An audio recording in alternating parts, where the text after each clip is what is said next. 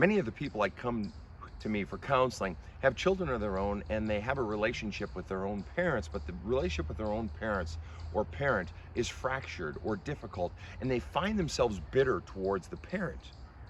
And part of what I have to go into with my clients is helping them to discern the relationship with the parent that's in front of them right now and the relationship with the parent of their childhood. And very often it's two very different relationships. Because what happens often, and this isn't always the case, that as my client gets older into the 30s, 40s, 50s, the parent sometimes changes and becomes somewhat more palatable, or you feel bad for the parent, or you want your own children to have a relationship with their grandparents, but you can't get past the fact, if you're able to identify it, if you're able to go down and see this, you can't get past the fact of who the fuck they were when they raised you. And this is why there's a great Oscar Wilde quote where he says, "No man is truly free until he can live as though his father is dead." It doesn't mean wait for his father or mother to be dead, and it doesn't have to be any man is truly free. It can be a woman, can be non-binary, whatever. The point is, until you can live as though your parent of your childhood is dead, they're still very much alive inside of you. What has to happen is that parent, that parental voice, that not just the parental influence, but the presence and the pain that was caused by that parent of your childhood, until that is outed, until that is brought out, identified, and the origins found, and the story actually looked at.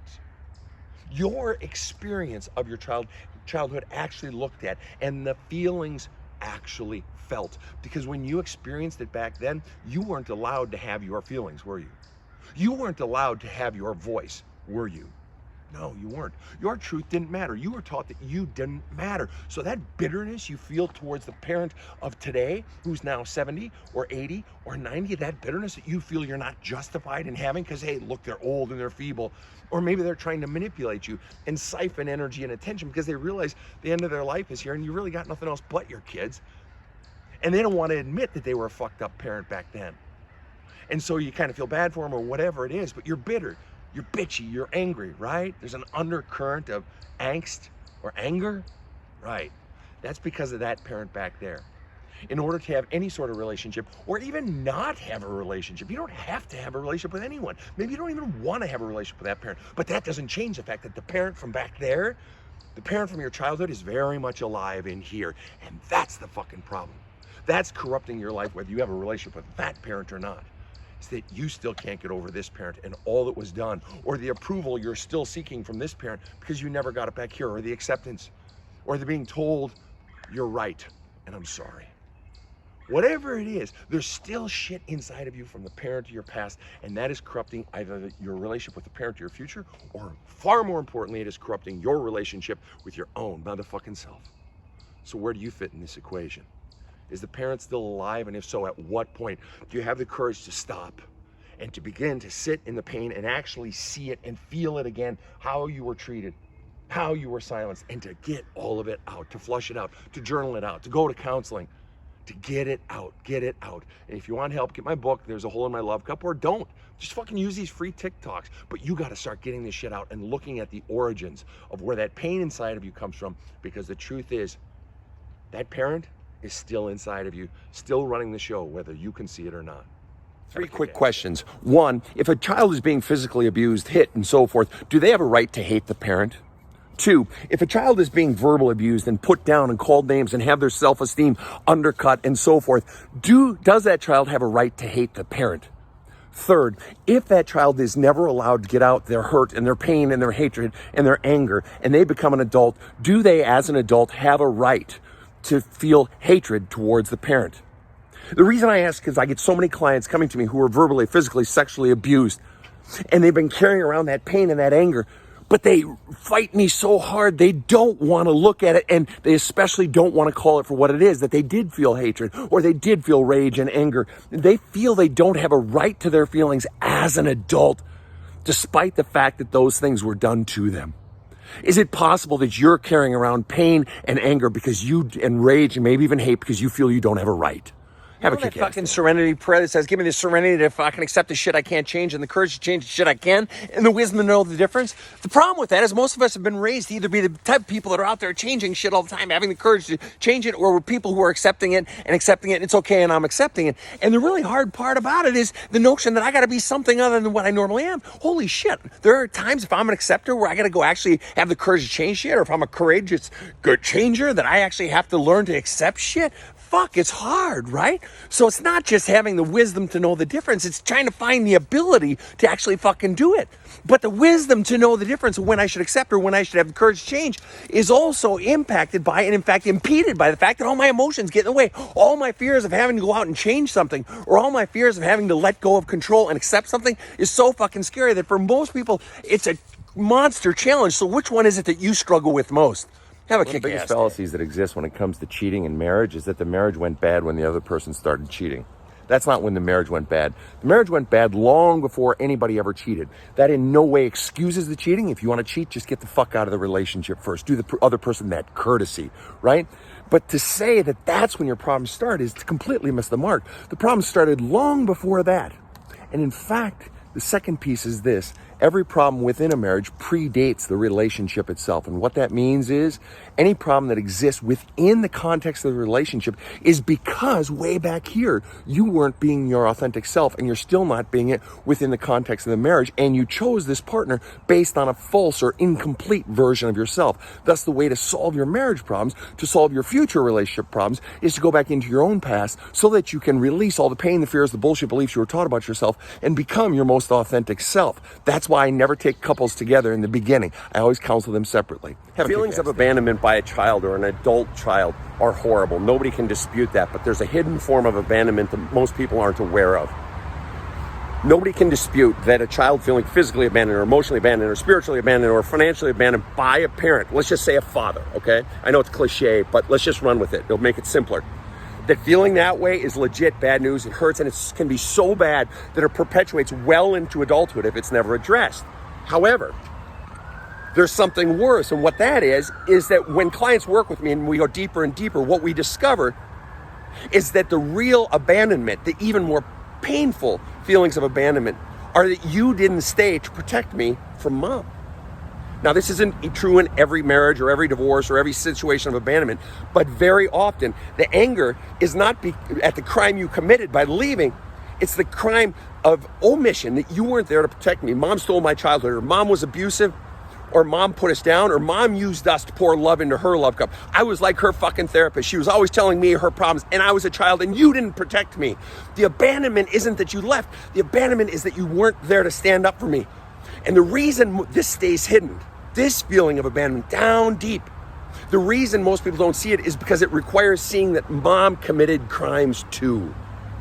And the family narrative has been, dad's the bad guy, I'm the good guy, I'm the good parent. Dad's the bad guy, look at him, look at what he did. And mom has been hiding in how bad dad was. Once you begin to see that, holy shit, mom was culpable too, then the feelings of dad aren't just that you left, it's that you didn't protect me. Mom was a fucking ogre and you didn't protect me. All of those feelings in that situation are legit. So is it possible that there's a deeper level to your feeling of abandonment that you haven't even seen because you've not wanted to look at the truth of who the other parent was? Have a kick-ass day. Rabbis once said, and I'm not Jewish, but hell, I'll steal from anyone, once said we must constantly remind ourselves that we are simultaneously the center of the universe and nothing at all. And what I find in my practice is very often people have been raised in either one or the other, to believe that everything is circles about them, or to believe they are nothing at all and they must constantly get their worth from outside of those themselves. And yet in both cases, it never lasts, it never works, and it eventually leads to being ground down to nothing inside and feeling empty. The person who believes they're nothing is forever trying to get love from outside them, and they never get it. The person who believes they're the center of the universe burns through people and burns through relationships and finds themselves miserable inside, just like they had always been. And so what both paths require is an integration of that other way of thinking that they had always considered blasphemous. The notion that I'd be nothing, I'm simultaneously nothing when I've always been the center of the universe, or the notion that I'm the center of the universe and nothing, to the person who's always thought they're nothing, it's crazy. And yet that's what's required for a life of peace. So what One of do you the single need to biggest do? questions that I get is, how can I be a better parent? How can I be a better parent for my kids? And I get it from teachers and aunts and uncles and other people that interact with kids, but primarily, how do I become a better parent? What do I need to do to help my kid walk better through life? Single biggest thing, just heal your own shit. That's it. Once you heal your shit, everything fucking changes. Your parenting completely changes. You're no longer using your child to get your own needs met. Need to be liked, needing someone to listen to all your fucking problems, needing to control them, needing your fears that you have to be assuaged by controlling your kid. What are the things that you're doing that are causing your kid problems? You're carrying your past with you. Shit rolls downhill. This is what we call generational trauma. And until you face that shit and get it out of you, the very shit you've spent your life running from, until you deal with that, you're going to continue to fuck up your kids. So where are you at? You ready? Have a kick. One of the single most difficult things to do in a relationship is to end it when you still love the person. When you know you care about them, and maybe even they claim to care about you, but over time you've seen a pattern of behavior, whatever it might be, that just over time has bled the life out of you, and you know you need to move on. And what makes it so hard is all the different fears that can grow rolled up inside of it. Fear of being alone, fear of hurting the other person, fear of being hurt by the other person, fear of going through the process of breaking the relationship. I may want it to be done, but the idea of going through it is the scary part, or the massive anxiety producing part. But in the end, what it boils down to is reaching the point where my pain, my needs, who I am actually fucking matter enough to outweigh potentially hurting the other person, or the fear of being alone, or whatever it might be. So has your pain gotten bad enough yet? Your needs not been met enough yet, where you're finally ready to do the hard task of walking away from someone you actually care about, but it just doesn't work anymore. Are you ready? Have a kick-ass To what degree day. do you equate anger with the absence of love? If someone's expressing anger towards you, for whatever reason, you equate that with, oh, they don't love me. Or if you express anger towards someone, or even feel it towards someone, it must mean you don't love them. For whatever reason in your life, have you been conditioned to believe that anger equals the absence of love? See, the problem is, in so many homes, children are not allowed certain emotions, and anger is a very popular one, to be disallowed by the parents, either explicitly or implicitly. And you want to know why? Because inside of anger is the word no. We get angry because my voice isn't being heard. No, that isn't fair. No, I don't want to do that. No, that doesn't feel good to me. And so that no, the child's no, isn't allowed. They're only allowed a yes, to acquiesce to the parent. But what's interesting is, inside of the word no is the word I. I matter. This doesn't feel good to me. I don't want this. In other words, the child is not allowed to have a voice, to honor their own self. So to what degree do you equate anger with lack of love? Have a kick-ass day. Question posed to you before, and that is, do you love you?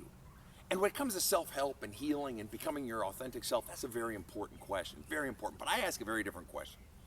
The question I ask is, do you love being you?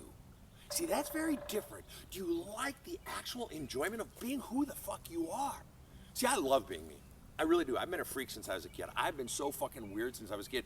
I was in sports, I was in theater, well into high school. I was in fucking choirs and orchestra and everything. When fucking Terminator movie came out back in the 80s, I literally got my hair cut like Schwarzenegger in that movie, and I wore a jacket like that, went to school as a Terminator. Another day I went as a gangster, you know, a 30s gangster with the fucking fedora and all that shit. I was just weird, really fucking weird. In my fucking 20s, I made the conscious decision, I don't care if I ever make a fucking dime. I just want to do the shit that I love doing in life, and that meant three things: speaking, writing, counseling. I knew back in my 20s what I loved to do, and that's all I wanted to do. Granted, I worked a million jobs to help pay for it, but every job I took, I only stayed if I liked it, which usually meant if I was interacting with people. Even now, I love being me. Look at this shit. I get to swear and talk about interesting, like, wise shit with you fuckers. I fucking love this. Wise shit that I've learned from people or from counseling, or I've picked up from my own pain and self-reflection. I get a fucking hard on over this shit. I get to go biking on sunny days like this. I only have to work out one day a week. I don't have to go to the fucking gym but once a week. How great is my life? I love being me. And if you don't love being you, it's because you got somebody else's motherfucking voices in your head, and you're living their version of your fucking life. Maybe it's a sibling, maybe it's society, maybe it's your friends, maybe it's a dead parent, maybe it's fucking your spouse. But somebody's inside of you putting parameters on what you should be, and you feel constrained, you feel trapped, you feel stuck. And you want to know why you're living inside of their parameters? Because you're terrified. You're terrified of going down inside and pulling those out and looking at them and looking at where those, what the origins are of those fucking voices in your head. Or you're terrified of fucking putting it out there, who you really are. You're terrified because you know you're going to be attacked. You know they're going to be the critics, and you've been attacked in your life. It's like, oh, fuck that shit. I'm going to keep that fucking shit inside. Thank you very much. No, you're staying trapped inside of somebody else's life. You don't love being who you are to some greater or lesser degree because you're living inside of their life, and you're terrified to finally walk away from it, break out of it, finally put your real self out there. And my question to you is, at what point does the pain and the suckiness of that get so bad that you finally set yourself free, begin to slay those voices inside, and finally live a life that you're just fucking jacked to live? Have a kick-ass day.